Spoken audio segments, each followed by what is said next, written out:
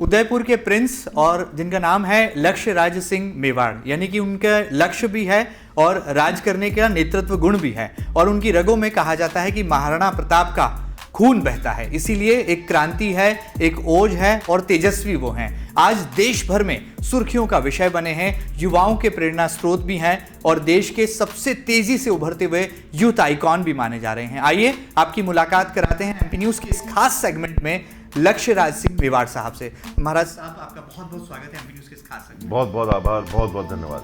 हमने सुना है कि लक्ष्य राज सिंह मेवाड़ जी, महाराज जो तय करते हैं उसे जीवन में आत्मसात भी करते हैं, करके भी दिखाते हैं और परिणाम की जो है परवाह नहीं करते।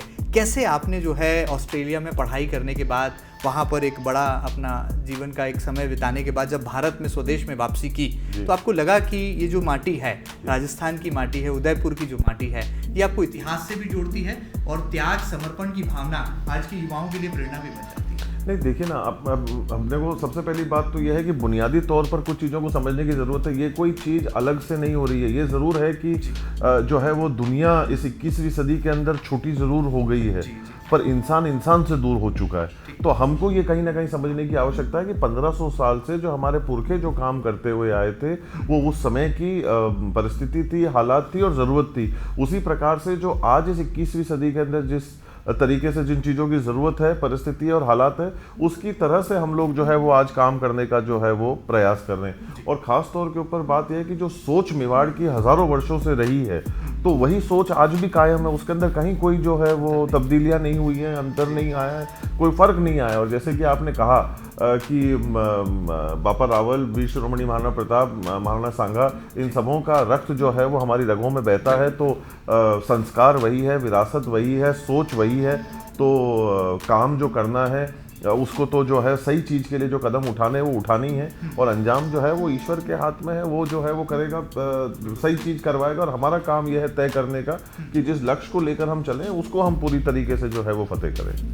हम देखते हैं कि राजस्थान की जब बड़े शहरों में बात होती है तो लक्ष्य राज सिंह मेवाड़ जी के द्वारा जो तमाम काम किए जा रहे हैं वो आज के युवाओं के लिए प्रेरणा भी बन रहे हैं, और आप पूरे देश भर के युवाओं के बीच में एक कौतूहल का विषय भी हैं, क्योंकि लोग आप में संभावनाएं देख रहे हैं। आपके नेतृत्व गुण से, आपके मोटिवेशनल स्पीकर जो तमाम स्टेटमेंट्स हैं उससे, और आगे आने वाली पीढ़ी को आप किस तरह से देख रहे हैं, और वर्तमान दौर में देश के युवाओं की क्या भूमिकाएं आपको नजर आती हैं?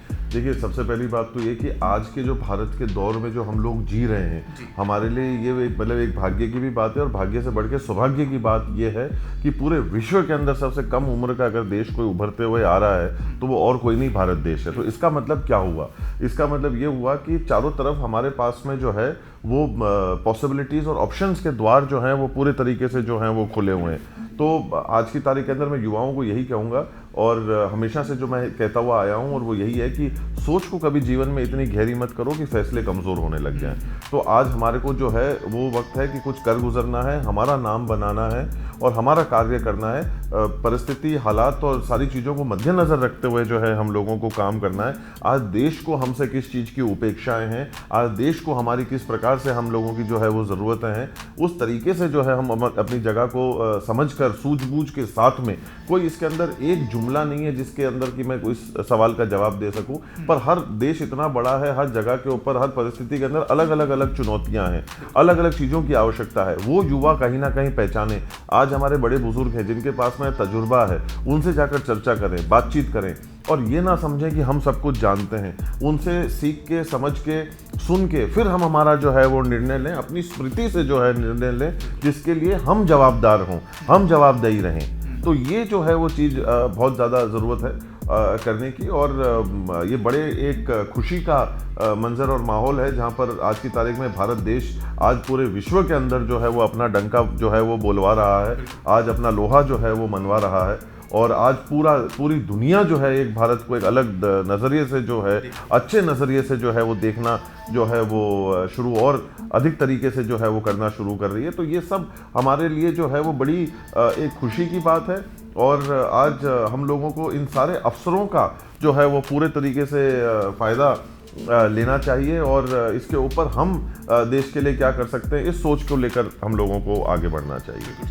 आपके नाम के साथ पहचान है वीर शिरोमणि महाराणा प्रताप जी के नाम की, और आप उनके वंशज के तौर पर। आप सही फरमा रहे हैं, पर उल्टा, मतलब मेरी पहचान जो है वो उनके वजह से जो है वो मैं पहचाना जाता हूँ, और मैं यही ईश्वर से प्रार्थना करता हूँ, चरणों में यही वंदन करता हूँ कि हम लोग उसी के योग्य लायक रहें, कार्य भी आगे आने वाले समय में उसी हिसाब से अनुरूप जो है, जो एक परिवार की जो हजारों वर्षों से जो परंपरा चलती हुई आ रही है, उसी नक्शे कदम पर जो है हम लोग चलते रहे।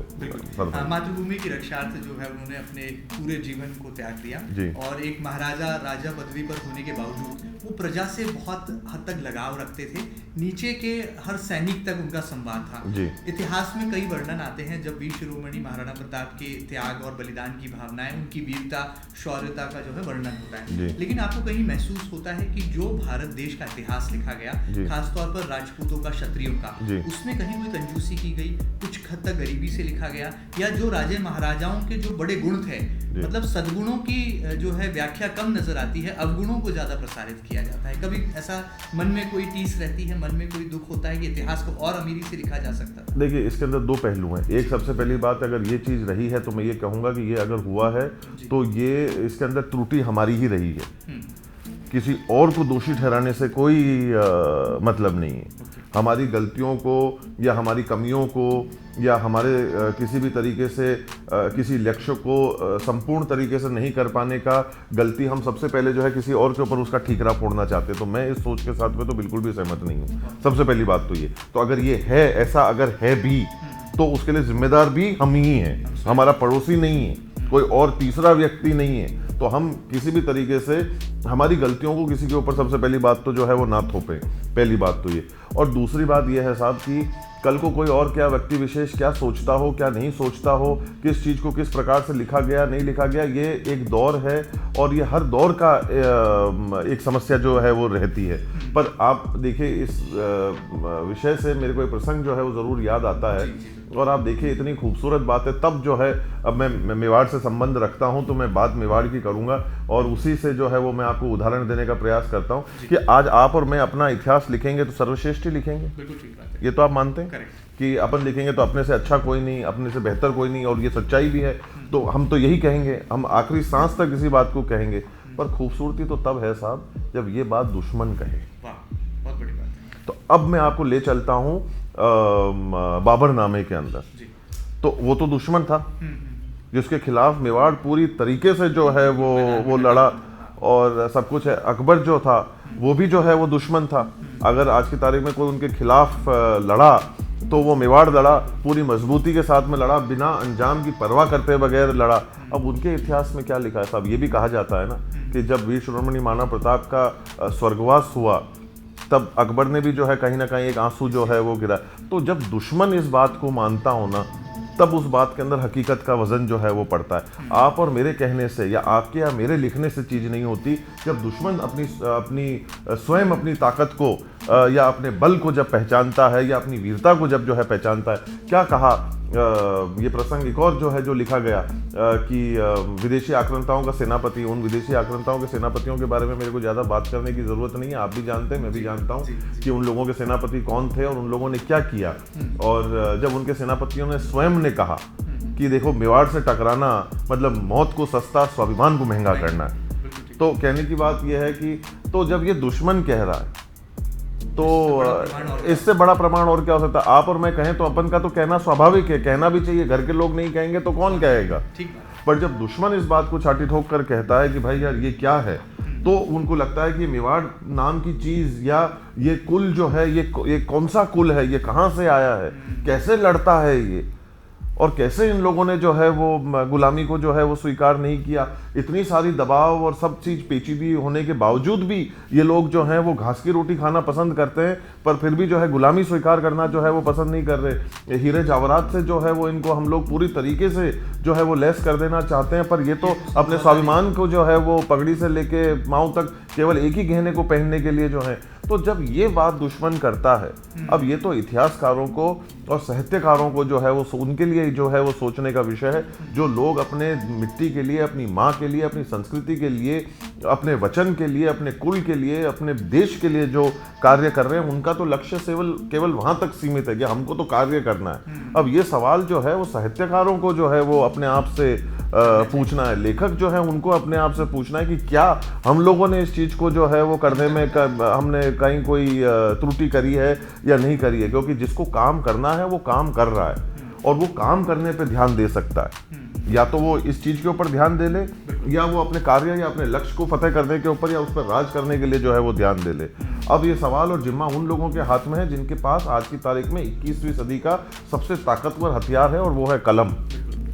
अब उनकी शही उसके अंदर कितना ताकत रखती है उस चीज को लिखने का, अब वो उनके ऊपर निर्भर करती है कि आने वाली पीढ़ी जो है वो क्या पढ़ेगी, क्या सीखेगी, क्या नहीं सीखेगी। क्योंकि पिछली वाली पीढ़ी के दुश्मन तक भी इस चीज को लिख कर गए, तो वो तो आज की तारीख में दस्तावेज हमारे पास में जो है वो महफूज पड़े हुए हैं कि उन दुश्मनों ने भी जो है वो ये लिखा है, उल्लेख किया है। तो आज की तारीख में तो मैं यही निवेदन करूंगा कि जो साहित्यकार हैं, जो लेखक हैं, वो उन प्रसंगों को भी उठाकर, दुश्मनों के प्रसंगों को भी उठाकर आज की तारीख में जन जन के अंदर इस 21वीं सदी के माध्यम से, तकनीक के माध्यम से भी लोगों तक पहुंचाने का प्रयास करवाएं और पहचान करवाने का प्रयास करवाएं।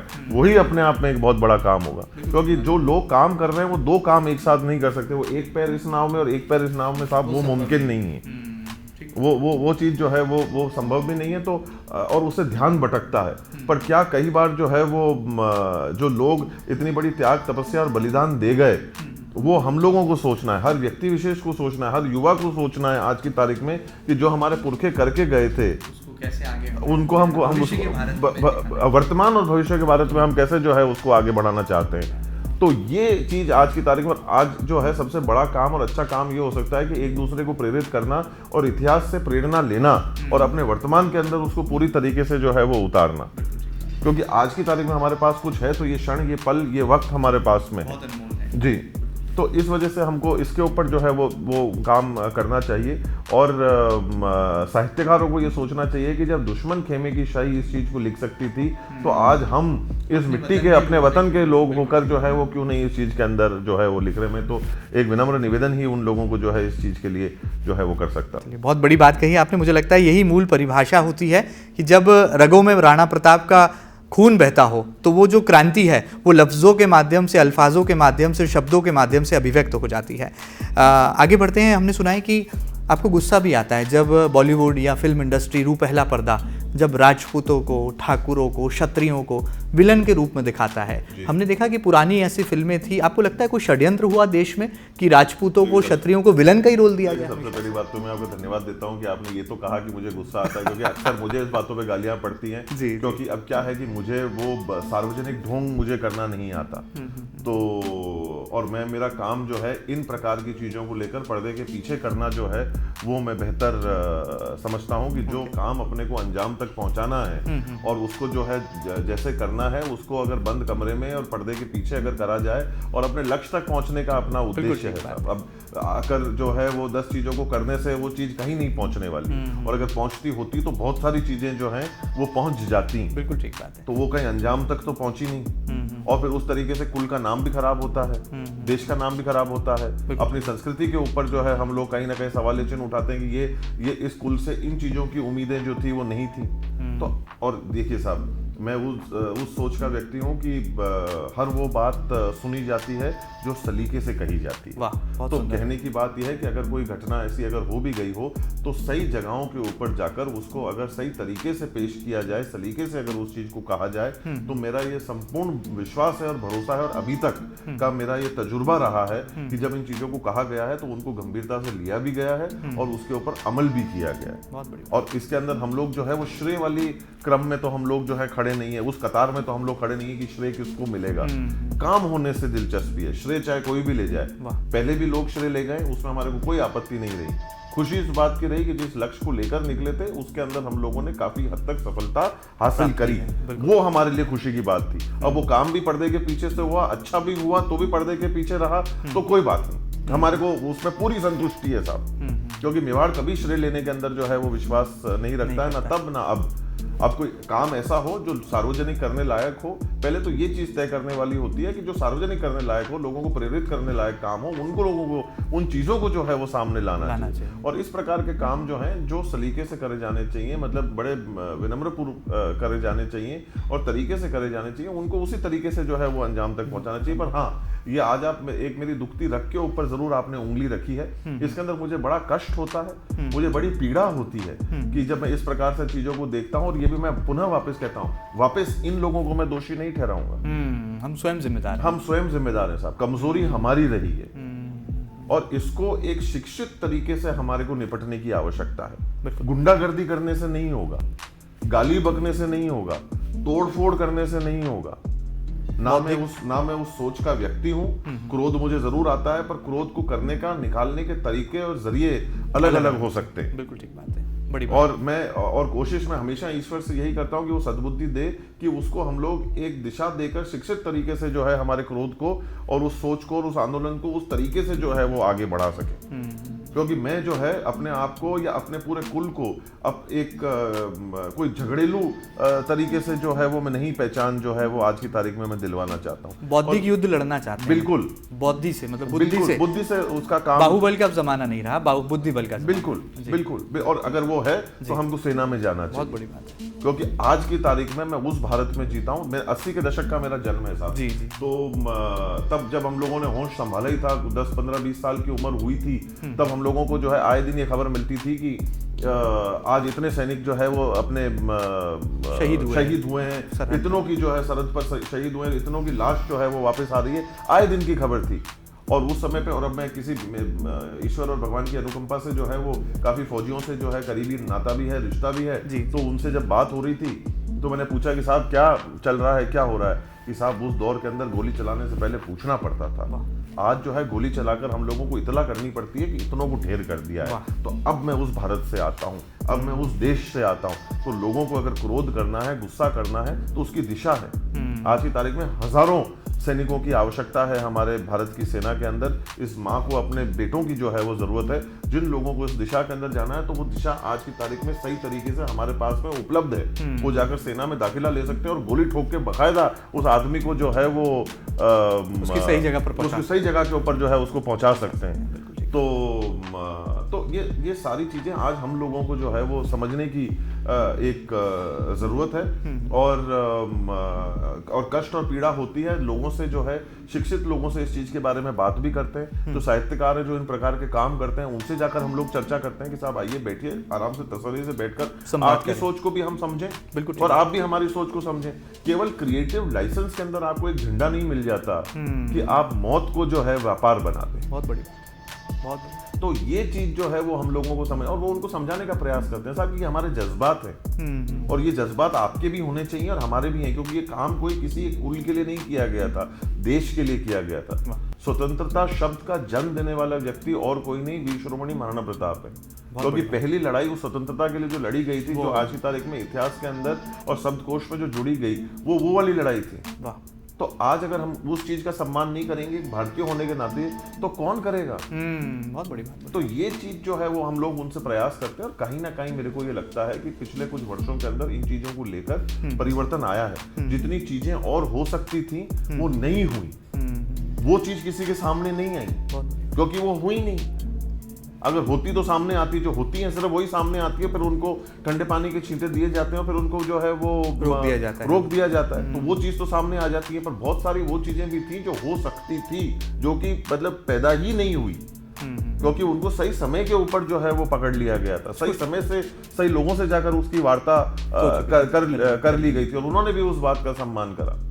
तो खुशी इस बात की है कि हम लोग उस काम को करवाने में सक्षम रहे। जैसे ही इतला मिली कि साहब इस चीज का बीज बोया जा रहा है और ये काम कहीं ना कहीं होने वाला है, तो हम तुरंत ही प्रभाव से उस अगले व्यक्तियों से जो है वो संपर्क कर लेते थे। बोलते साहब इस प्रकार की कोई चीज है तो हम जिसके पहले की कहीं ये चीज बाहर जाए और कुछ और हो, हम चर्चा करना चाहते हैं। तो जब आपने सभ्य तरीके से बात करी, आपने कहा कि आइए साहब चाय पे बैठते हैं, बात कर लेते हैं। तो जब बैठते हैं, चर्चा होती है, तो वो कहते हैं कि साहब अब हमारी सोच ही बदल गई। तो वो कितनी बड़ी मतलब हमारे को एक संतुष्टि मिलती है, खुशी मिलती है कि चलो ठीक है हम लोग एक जगह के ऊपर और फतेह जो है वो हासिल कर पाए। तो ये काम करने में मैं जरूर जो है वो दिलचस्पी रखता हूँ। इसका मतलब ये नहीं कि आज की तारीख में जो है तलवार लेकर कहीं बाहर निकल जाओ, लोगों के अंदर जो है सरगर्म करने लग जाओ, तो जो असभ्य, अशिक्षित और कानून को हाथ में लेने वाले जो लोग होंगे और गलत काम करने वाले जो लोग होंगे, उनमें और फिर हमें फर्क क्या रहेगा? बड़ी बात बोली आपने, बहुत बड़ी बात। और सबसे पहली बात तो ये है साहब कि आज अगर हमारे को कुछ चीज़ समझनी है तो हमारे को तो ये तो समझना ही पड़ेगा कि सब्र रखना सबसे पहला इंतजाम है हम लोगों का, धैर्य को धारण करना, बिल्कुल जो कि राजपूतों में बहुत कम नजर आता है। और आज की तारीख के अंदर कोई ये नहीं कह रहा है कि चीज को सही नहीं करनी, बस मैं इतना जरूर कह रहा हूँ कि उसको कैसे करनी, तरीका अच्छा होना, बस वो सभ्य होना चाहिए, संस्कारित होना चाहिए, बस। और कोई मेरा वो नहीं है, लक्ष्य बिल्कुल वही है, क्रोध बिल्कुल वही है, गुस्सा बिल्कुल वही है, सोच बिल्कुल वही है, करने की दिशा और दशा जो है वो हमको तय करनी है। बहुत बड़ी बात है, बहुत बड़ी बात है। महाराज आगे बढ़ते हैं। मेरे जहन में एक सवाल ये भी था कि हमने सुना है कि आप ऑटो लवर हैं, आपको गाड़ियों से बहुत प्यार है, और जब आप अपने बाल्यकाल में आप ऑस्ट्रेलिया गए पढ़ाई के लिए और वहाँ से जब लौटे तो इस प्यार में 2 गुना इजाफा भी हो गया। बहुत जुनूनी भी हैं, बहुत पराक्रमी भी हैं। तो पहले थोड़ा ऑटो लव के बारे में थोड़ा बताइए, कैसे इसकी शुरुआत हुई? क्या बचपन से जब खिलौने मिले तो गाड़ियों से ही प्यार करने का मौका मिल गया क्या? देखिए, मैं कहीं ना कहीं ये मानता हूँ कि इंसान की इस पृथ्वी के ऊपर ये एक बहुत ही बड़ी उपलब्धि रही है साहब। मतलब जो इंसान ने खुद ने बनाया, मतलब आज की तारीख में चांद तक पहुंच जाना, मतलब किसी भी देश ने कोई भी पहुंचा हो, पर ये इंसान की उपलब्धि रही है। यहाँ पर हम लोग जो है सरहद वाली बात नहीं करेंगे, ये पूरे ब्रह्मांड की तरक्की के लिए और चीज़ों को आगे बढ़ाने के लिए, देशों को आगे बढ़ाने के लिए, दुनिया को आगे बढ़ाने के लिए, जानकारियों को आगे बढ़ाने के लिए जो है आज की तारीख में ये एक इंसान ने एक उपलब्धि जो है वो हासिल करी है, और शून्य से हासिल करी है।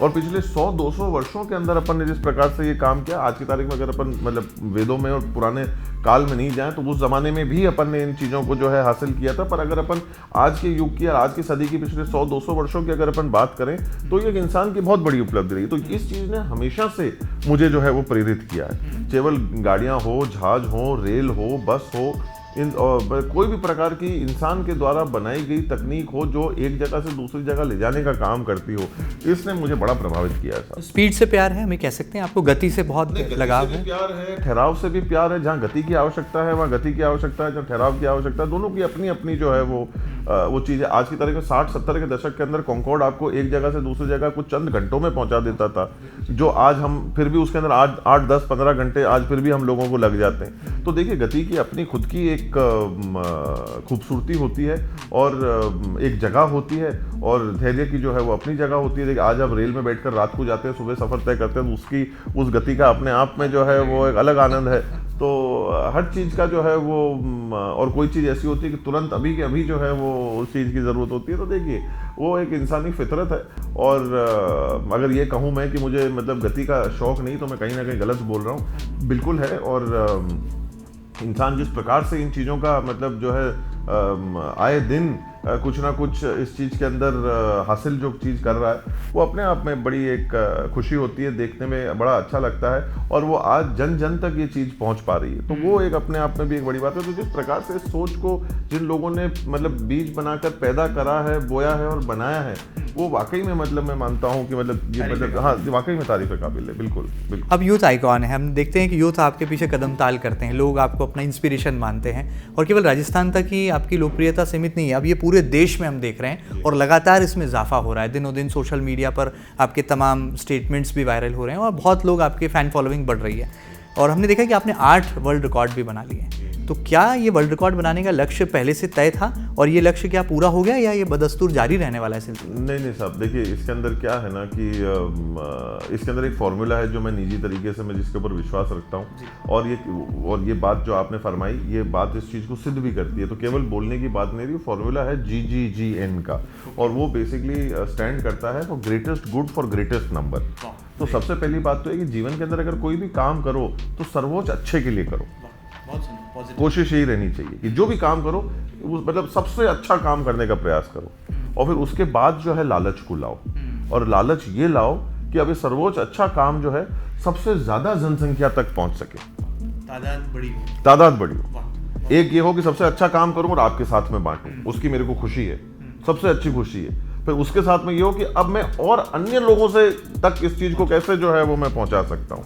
तो वो काम करने का जो है वो प्रयास करते हैं। पुरखों ने भी यही काम किया और आज की तारीख के अंदर हम लोग भी यही सोचते हैं कि ये चीज़ हमको कहीं ना कहीं विरासत में मिली है, तो केवल बोलने से अच्छा ये है कि धरास्थल के ऊपर इसको जो है वो ज़मीनी स्थल के ऊपर जो है इस चीज़ के ऊपर काम किया जाए। तो ऐसे करके जो है ये रिकॉर्ड का सिलसिला जो है वो बना है और ये ultimately record for a cause के सिलसिले से ये चीज़ शुरू हुई।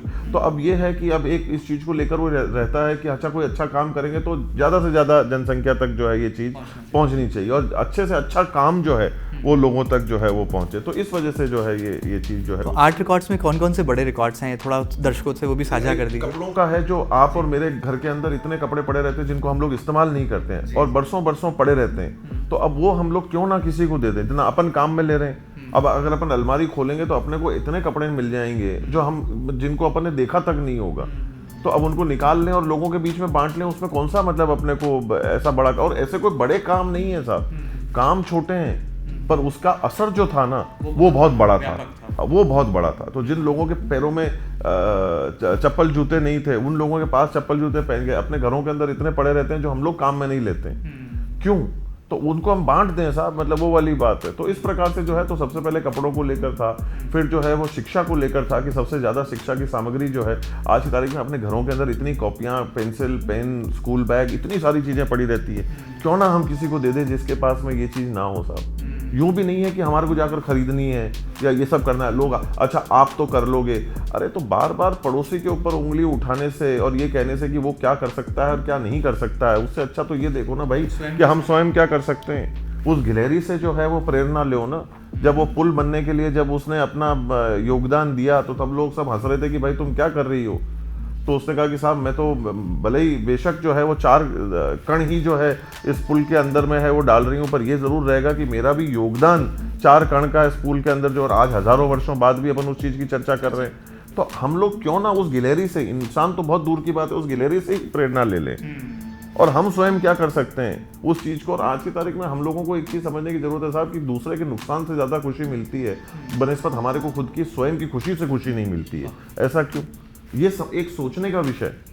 आज पड़ोसी के घर का कांच फूट जाओ और मजा आ गया, पड़ोसी के घर का कांच फूट गया, इसमें अपना क्या फायदा हुआ, अपना अच्छा क्या हुआ। पर अगर आपको घर के अंदर कोई अच्छी चीज मिली हो या प्रमोशन मिला हो या कोई अच्छा कार्य कोई हुआ, तो उस पर हम लोग क्यों नहीं नाश कर पा रहे हैं, उस पर हम लोग क्यों नहीं खुशी कर पा रहे हैं। बिल्कुल ठीक बात है। इसके लिए मानसिकता को आप जिम्मेदार मानते हैं? बिल्कुल दोषी है, बिल्कुल लोगों की मानसिकता खराब, घृणित होती है स्वयं की, और वो हम स्वयं ने करी है कि आपने आकर मुझे नहीं कहा कि हमारे को जो है हमारी आज वो हमारा मोबाइल है वो आज हमारे को जो है चला रहा है, गुलाम है हम उसके। तब मेरे को मेरे बड़े भाई से शैलेश लोढ़ा की 2 पंक्तियां याद आती है कि सादगी थी, बंदगी थी, सरलता थी, जब फेसबुक और व्हाट्सएप न थे तब जिंदगी थी। बहुत सुंदर। तो कहने का बात है कि तो जिंदगी कहाँ गई? वो जिंदगी लानी तो हमको ही है, हमने ही खोई है, लानी भी हमको ही है। जब आज हम लोग 4 लोग एक कमरे के अंदर बैठकर रोटी खा रहे हैं तो हम लोग 4 से बात नहीं कर रहे हैं, मोबाइल पे बात कर रहे हैं। हम उससे बात करना चाहते हैं जो हमारे करीब नहीं है।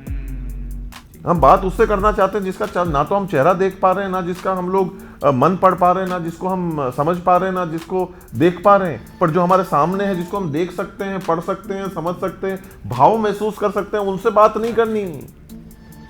तो ये चीज़ तो जो है हमने खुद ही करी। किसने मना किया कि आपका मोबाइल निकाल कर आप रख दीजिए, बोले कि नहीं साहब हम तो आपसे बात करेंगे 15 मिनट तसल्ली से बोलिए। ये कब होता है? वो दौर कहाँ गया जब हम लोग एक दूसरे को ये कहते हैं कि यार कल चाय मैंने पिलाई थी, आज तू पिलाएगा।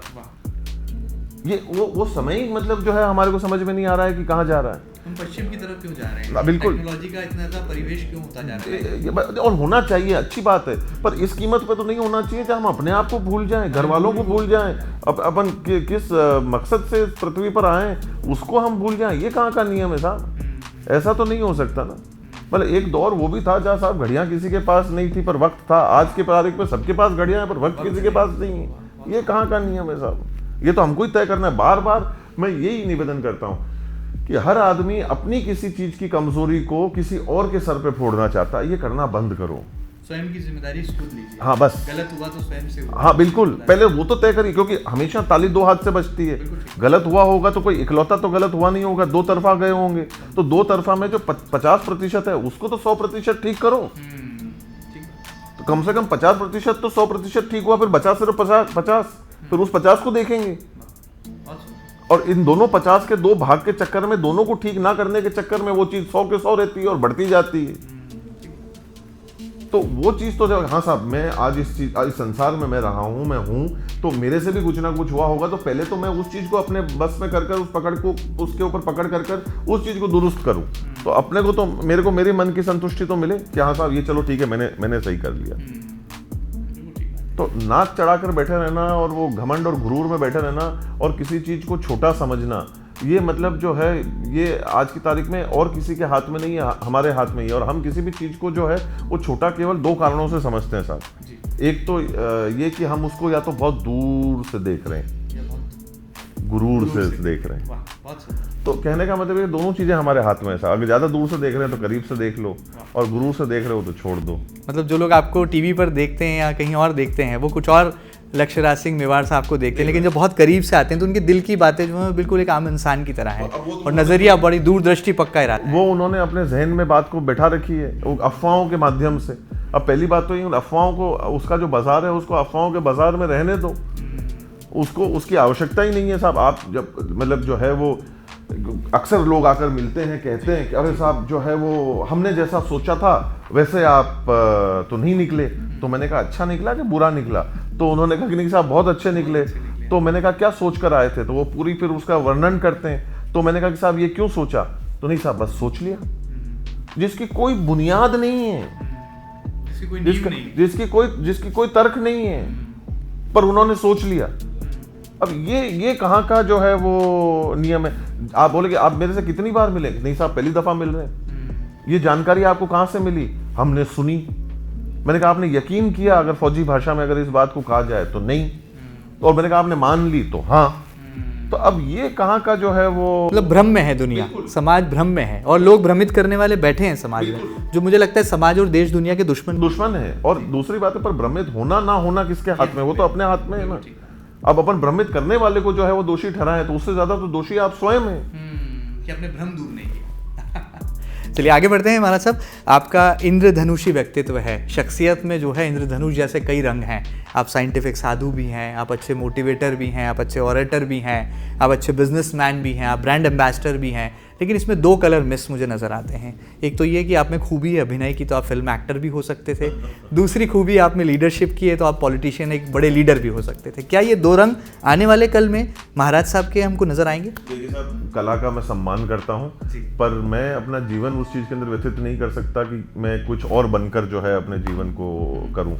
तो मैं अगर अपने रियल रहना चाहते हैं, जितना वो हो सके उसी में स्वाद है, उसी में आनंद है, और रस जो है वो उसी चीज़ में है। और जहाँ तक बात रही देश की सेवा के अंदर जो माध्यम आप बता रहे हैं, तो माध्यम आदमी के पास में कुछ भी हो सकता है साहब। आज की तारीख में उद्देश्य क्या है? देश की सेवा करना। तो सेवा जो है, और आज की तारीख में जो आप स्वयं बात फरमा रहे हैं, लोगों ने अपने दिलों के अंदर जगह दे रखी है साहब। इससे बड़ी बढ़िया जगह मुझे और क्या चाहिए? और बाकी मैंने ये कभी मना नहीं किया। देखिए आज की तारीख में सौभाग्य की बात है कि मैं अपने देश के लिए काम कर पा रहा हूँ, अलग अलग जगहों के ऊपर अलग अलग स्तर से जो है वो मैं काम कर पा रहा हूँ। ये मेरे लिए बड़ी खुशी की बात है। और आगे जीवन में क्या किसने क्या लिखा है वो तो जो है वो ईश्वर ही जो है वो तय करेगा। पर वर्तमान में जो मेरे हाथ में जो चीज़ है, जो मैं कर सकता हूँ, उसको मुझे जो है वो अच्छी तरह से बखूबी करने का प्रयास करना चाहिए, जो कि मैं कर रहा हूँ। और आपके माध्यम से जो है ये चीज़ें लोगों तक पहुँचती है। उसमें से अगर 1% लोग भी अगर प्रेरित होते हैं तो कहीं ना कहीं मैं ये मानता हूँ कि मैं जो है अपने काम में जो है कामयाबी मेरे को मिली है, मैं उसके अंदर सक्षम रहा हूँ, और उस चीज़ की मुझे ज़रूर जो है वो खुशी है। और कला का तो जो है वो मेवाड़ हमेशा से जो है वो संरक्षण करते हुए आया है और करता रहेगा। पर मैं जिस अवतार के अंदर हूँ, मैं अपने आप को जो है फिल्म एक्टर के तौर पर नहीं देखते, लेकिन भविष्य में मौका मिलेगा तो चौका जरूर मारेंगे राजनीति में, अगर मौका मिलेगा। देखिए अब देखें साहब, वो जरिया है। मैं मतलब उसके अंदर ना मैं हाँ कहूँगा ना कहूँगा, क्योंकि उद्देश्य जैसे कि मैंने कहा सेवा का है, और 1500 साल से मेवाड़ सेवा करता हुआ आया है। ऐसे नहीं तो वैसे, तो जैसे भी सेवा करने का मौका मिलेगा करते रहेंगे। आपने बाहुबल से ज़्यादा बुद्धिबल को यहाँ पर तवज्जो दी पूरे साक्षात्कार में। हम आपके जीवन में जानना चाहते हैं कि धर्म और अध्यात्म का क्या स्थान है? जब आपको समय मिलता है तो धर्म के प्रति भी आपका एक लगाव है, एक समर्पण है, और ईश्वर में कितनी आस्था है? नहीं पूरी है साहब, मतलब उसके बिना कुछ भी नहीं है। देखिए मतलब इसमें तो मेवाड़ वो जगह रही है साहब जिसने स्वयं को कभी राजा नहीं माना। अगर राजा माना है तो भोले बाबा को माना है, शिव जी को माना है, एकलीनाथ को माना है। तो तभी पंडित श्री नरेंद्र मिश्र की जो 2 पंक्तियां हैं कि सत्य को सम्मानित करने की ये गाथा कभी मंद नहीं होगी, सत्य को सम्मानित करने की ये गाथा कभी मंद नहीं होगी, ये एक लिंग की ज्वाला है, मुट्ठी में बंद नहीं होगी। तो आज की तारीख में देखिए साहब, जब करने वाला वो, हम लोगों को तो वो सौभाग्यशाली लोग हैं जो उनके चरणों में हम लोगों को जगह मिली, सेवा करने का मौका मिला, हजारों लाखों लोगों के साथ में जो है काम करने का जो है वो मौका मिला, उन लोगों की सेवा करने का मौका मिला। तो ये जो है वो आस्था का तो उसके अंदर कोई, अगर आप कण कण निकालेंगे तो वो यही कहेगा कि आज की तारीख में अपनी संस्कृति के अंदर, अपने धर्म के अंदर जो है वो पूरी तरीके से जो है वो हम लोगों को विश्वास है। आज ग्रंथों को पढ़ने का मुझे बड़ा शौक है, तो उनको ज़रूर जो है वो, पर ये मेरी बहुत ही एक निजी ज़िंदगी के अंदर, जब मैं मतलब बिल्कुल एकांत में जहाँ रहता हूँ, तब मैं जब इन चीज़ों को खोलकर पढ़कर समझने का जो है वो मैं प्रयास करता हूँ। और अन्य जो मेरे करीब भी जो लोग रहते हैं और जिनके करीब मैं रहता हूँ, वो अक्सर सब साहित्यकार हैं, वो सब लिखने पढ़ने वाले लोग हैं। उनमें से केवल सबसे कम अनपढ़, अगर कोई सबसे कम पढ़ा लिखा अगर कोई व्यक्ति है तो वो मैं ही हूँ। तो मेरे को उनकी आगोश में, उनकी गोद में रहने का बड़ा मज़ा आता है, क्योंकि मैं बहुत सवाल करता हूँ, फिर उनसे बहुत चीज़ों को मैं पूछता हूँ और वो अपने पूरे इल्म से और अपने तजुर्बे से उन चीज़ों का जो है वो जवाब देते हैं। तो आज की तारीख में बड़े गुरुजन हैं, उनके साथ में घंटों घंटों बैठना, ग्रंथों के बारे में, वेदों के बारे में जो है वो चर्चा करना, सवाल पूछना, अपनी जिज्ञासा को जो है वो उनके सामने रखकर उन सवालों का जवाब प्राप्त करना, ये मुझे बहुत पसंद है। और ये सारी चीज़ों को जानना समझने का मेरे को बहुत मेरी जो है वो दिलचस्पी है। और आज खुशी इस बात की है कि हमारे जो बच्चे भी हैं वो भी इस चीज़ के अंदर पूरे तरीके से जो है वो डूबे हुए हैं और उसी संस्कार को लेकर वो लोग भी आगे बढ़ रहे हैं। तो वो कहीं ना कहीं माँ बाप की जिम्मेदारी भी बनती है कि उन चीज़ों के बारे में बताएं।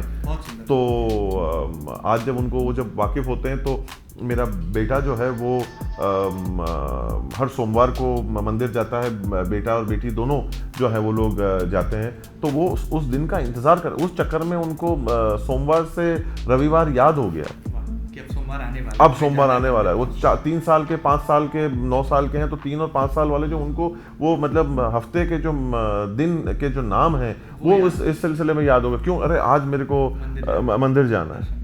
आपके परिवार में कौन कौन है, थोड़ा ये भी बताई दीजिए। बेटे का आपने जिक्र किया। तो मेरे माता पिता हैं, मेरी 2 बहनें हैं जिनकी शादी हो गई है, मेरा खुद का परिवार भी है, मैं 3 बच्चे हैं, 2 बच्चियां हैं, 1 लड़का है, मेरी वाइफ हैं। तो हम लोग 5 लोग ये हैं, 2 माता पिता हैं और 2 बहनें, और उनके उनकी 2 गुड़ियाँ हैं। तो जी। हम आगे बढ़ते हैं। हमने देखा है कि आप लगातार त्याग और समर्पण को अपने जीवन में बहुत स्थान देते हैं। आपने कहा कि बाहुबल से ज़्यादा बुद्धिबल और अब आध्यात्मिक बल भी आपने बात कही। आज देश में एक ऐसा, आपने निकलवा लिया मेरे से। अधिकतर जो है वो मैं इस चीज़ के ऊपर चर्चा करता नहीं हूँ, ना मैं कहता हूँ और ना मेरी इस चीज़ के ऊपर बात होती, क्योंकि ये एक ऐसी चीज़ है साहब जो आप मतलब निजी विषय होता है। निजी से भी ज़्यादा अगर आप कहें तो ये अपने आत्मा का एक बिल्कुल तो वो वाली बात है। तो पर नहीं, देखिए आज की तारीख में हर को अपने ईश्वर पर, इष्ट पर जो है वो भरोसा होना चाहिए, क्योंकि आज की तारीख में जो कुछ भी हैं वो सब उसी की देन है। ये कम से कम मेरा तो साहब मानना है, और ये मैं आखिरी सांस तक जो है वो इसी चीज़ को जो है वो मैं मानूंगा। और जितना इस चीज़ के बारे में जानते हैं उतना ही मतलब आनंद आता है साहब। तो वो वाली बात है। उदयपुर पैलेस जब जुबान पर आता है ये जिक्र, और उदयपुर पैलेस की जो चमक है वो आज भी दमक वो बरकरार है। जब अंबानी परिवार वहाँ पहुँचा, मुकेश अंबानी जी से नो डाउट आपका संवाद हुआ होगा, और किस तरह से आपको लगा कि एक ग्रैंड वेन्यू डेस्टिनेशन जो है उदयपुर बने। और आप लगातार देखा है मैंने कि पर्यटन के क्षेत्र में, टूरिज्म के एक्सपेंशन में आप एज ए एडवाइज़र भी काम करते हैं, और लगातार आप राजस्थान के नवाचार देश और दुनिया तक पहुंचाने के लिए काम कर रहे हैं। तो ये दोनों एक्सपीरियंसेस हमारे साथ शेयर कीजिए। इसके अंदर सर थोड़ा सा अपने को पीछे जाना पड़ेगा। जो चमक धमक की आप बात करें ना, लोग केवल वहीं तक सीमित हो जाते हैं, पर इसके लिए हमारे को थोड़ा सा 2, 5, 7, 10 कदम पीछे जाने की आवश्यकता है। एक चीज़ हमको ये समझने की ज़रूरत है कि जब ये सोच का इसकी नींव या इसके बीज रखा गया था ना, तब जो है वो आप ही के क्षेत्र से लोगों ने सबसे पहली बात ये कही थी कि अब राजे महाराजे जो है वो झूठे बर्तन धोएंगे। ये बाकायदा बरोबर जो है वो हेडलाइंस बनी थी। तो कि अच्छा देखो, इन लोगों के मज़े आ गए, इन लोगों के ये दिन आ गए कि अब इन लोगों को जो है वो, और आज भी सोशल मीडिया के ऊपर कुछ कुछ चीज़ों के ऊपर, थ्रेड्स के ऊपर जो है कमेंट यही आते हैं कि अब जो है वो झाड़ू पोछा लगाइए, आप लोग तो चदरें बदलिए, झूठे बर्तनों को धोइए। आज भी लोग इस बात को जो है वो नहीं, मेरे को नहीं बिल्कुल नहीं, इस चीज़ के ऊपर मेरे को बिल्कुल भी गुस्सा नहीं आता। ये ऐसी चीज़ हो गई थी, ऐसी चीज़ हो गई है कि जिसके ऊपर मेरे को वो जो लोग ये कह रहे हैं उन पर दया आती है। मतलब मेरे को बड़ा, मतलब मैं ईश्वर से उसी वक्त हाथ जोड़कर प्रार्थना करता हूँ कि ये जो भी व्यक्ति है, ईश्वर इसको सद्बुद्धि दें, ईश्वर उसको जो है वो सही रखें, उसके अंदर एक सकारात्मक ऊर्जा और सोच लाने का जो है वो प्रयास करें। क्योंकि उस चीज़ के ऊपर क्रोध करना मतलब मेरी मूर्खता है, मेरी मूर्खता है। उसके ऊपर क्रोध वो लायक नहीं है क्रोध करने की, उसको सद्बुद्धि की ज़रूरत है, उसको दुआ की ज़रूरत है, उसको एक ईश्वर की अनुकंपा की आवश्यकता है। तो अगर वो नहीं सोच पा रहा तो उसके लिए अगर मैं जरिया बनकर ईश्वर से उसके लिए प्रार्थना करूं तो मैं ज़्यादा उसके लिए जो है वो मैं उसको ज़्यादा बेहतर मानूंगा। तो शुरुआत तब हुई। तो अब तो खैर हालांकि ये जो है वो अब देखिए 10% रसोई में जब एक से ज़्यादा बर्तन होते हैं तो थोड़ी आवाज़ तो तो अब तो जो है वो 2-3% ही रह गए। पर कहने का मतलब ये है कि तब ये जो था 90% से ज़्यादा लोग थे, आज 2-3% पे रह गए। मतलब आप उस घृणा को कम करते जा रहे हैं, ये आपकी खूबी उपलब्धि भी है। तो दादाश्री ने जब इस चीज़ की नींव रखी कि आज हम ये काम करेंगे, हमारी दाल रोटी कैसे चलेगी, क्योंकि पहले सरकार हम, शासन हम, राज हम, देश हम, फिर सारे राज्य रजवाड़े चले गए। और मेवाड़ सबसे पहले उन लोगों में, सौभाग्यशाली लोगों में से था जिन्होंने अपने आप को देश के अंदर, आज़ाद भारत के अंदर अपना जो है वो जोड़ने का कार्य करा। तो वो आज हमारे को इतनी खुशी है उन चीज़ों की। तो वीर शिरोमणि महाराणा प्रताप ने भी जो लड़ाई लड़ी वो इसी चीज़ के लिए तो लड़ी कि आज की तारीख में सब लोग स्वतंत्र रहें। उसकी क्या कीमत अता करी है पिछले कुछ वर्षों के अंदर, ये आज हम लोगों को समझने की आवश्यकता है। तो तब जाकर कहीं ना कहीं उदयपुर का जो है वो एक सोच चालू हुई कि जब लेट महाराणा साहब श्री भगवत सिंह जी साहब ने इस चीज़ का नींव रखी, सोच रखी, इन सारी चीज़ों से निपटे। चाहते तो वो भी बदल सकते थे उस समय पे कि नहीं अब ये कर दिया, ऐसा हो रहा है, नहीं, पर यहाँ पर वो अपनी सोच पे रहे।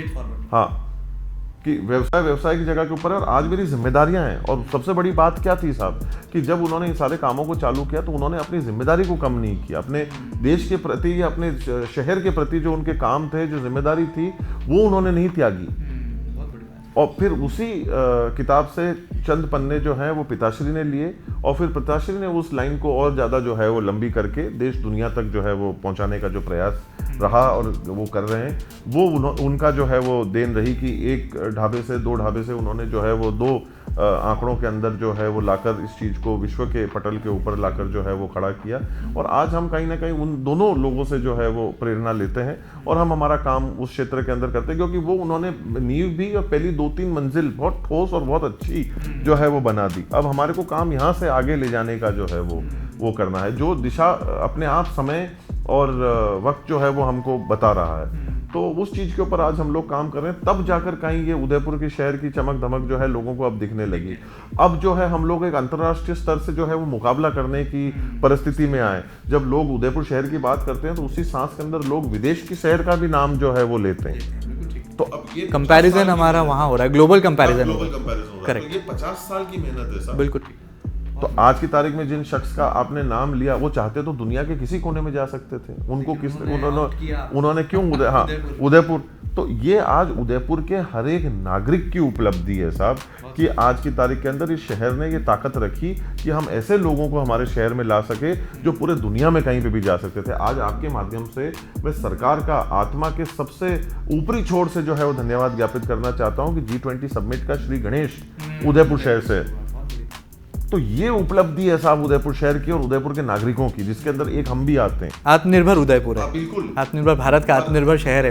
और आज की तारीख में हम लोग अन्य दूसरे शहरों के साथ में दुनिया के शहरों के साथ में जो है ये चीज को लड़ रहे हैं और लोग यहाँ पर आकर जो है वो अपनी पसंद उदयपुर को बना रहे हैं। ये हम लोगों की उपलब्धि है। आज की तारीख में बड़े बड़े किताबों के अंदर जो है उदयपुर शहर को पहले 5, पहले 10, पहले 15 या पहले स्थान के ऊपर जो है उदयपुर को माना जाता है। ये कितनी बड़ी हमारे लोगों के लिए खुशी की बात है। तो पर्यटन के क्षेत्र में भी, शिक्षा के, साफ सफाई के हर क्षेत्र के अंदर लेकर उदयपुर को इस चीज का जो है वो एक खिताब जो है वो मिल रहा है। तो ये पिछले 40-50 साल की, 60 साल की मेहनत है जो आज की तारीख में उदयपुर को यहाँ तक जो है वो लेकर आया है और उदयपुर को जो है एक प्रसिद्धि जो है, एक सही दिशा की प्रसिद्धि जो है वो हासिल करी है और लोगों को इस चीज की ताकत और हौसला दिया है कि नहीं भाई, आज हम भी जो है हमारे यहाँ पर एक बेड एंड ब्रेकफास्ट खोल सकते हैं, हम भी नीचे जो है उसको कर सकते हैं, हमारे घर के अंदर अंदर हम भी एक कमरा जो है वो किराए पे दे सकते हैं। आपकी एयरबीएनबी का कॉन्सेप्ट तो कल आया। करेक्ट। पर ये सोच तो जो है वो 50 साल पहले दी कि भाई, तो उन लोगों ने सोचा कि अरे ये व्यक्ति कर सकते हैं तो हम क्यों नहीं कर सकते। तो उन्होंने कहा कि अरे ये अपने घरों को जो है वो अगर इस प्रकार से जो है कर सकते हैं तो हम भी हमारे कमरों को जो है वो 2 कमरे और जोड़कर उसको हम कहीं ना कहीं किराए पे जो है दे सकते हैं। तो उनकी भी आमदनी जो है वो बेहतर होती है, बढ़ती है। तो ये जो हौसला अफजाई का काम दोनों तरफा हुआ है, उन्होंने हमको हिम्मत दी, हमने उनको हिम्मत दी, तब जाकर कहीं एक परिवार बना। आज की तारीख में तब जाकर ये पर्यटन के क्षेत्र के अंदर कलाओं और संस्कृतियों को जिंदा रखा जा रहा है। क्योंकि अगर इसके कदरदान नहीं रहेंगे तो कौन इस चीज को करेगा। अगर आज की तारीख में कला को कोई खरीदने वाला ना हो, संगीत को कोई सुनने वाला ना हो, और कोई किताब को पढ़ने वाला ना हो, तो क्या होगा साहब। तो इन चीजों को जिंदा रखने के लिए लोगों की आवश्यकता है। तो लोग जो हैं इस प्रकार से पर्यटन के माध्यम से कलाओं और संस्कृति को जो एक जिंदा रखने का काम किया जा रहा है, लोगों को भी आनंद आता है, हमको भी जो है उस चीज की खुशी होती है कि आज आप विश्वास नहीं करेंगे 5-5 पीढ़ी एक साथ बैठकर उस कला को कर रही है। 5 पीढ़ी 4 पीढ़ी एक साथ बैठी हुई है लगातार एक ही क्रम में। वाह, बहुत सुंदर।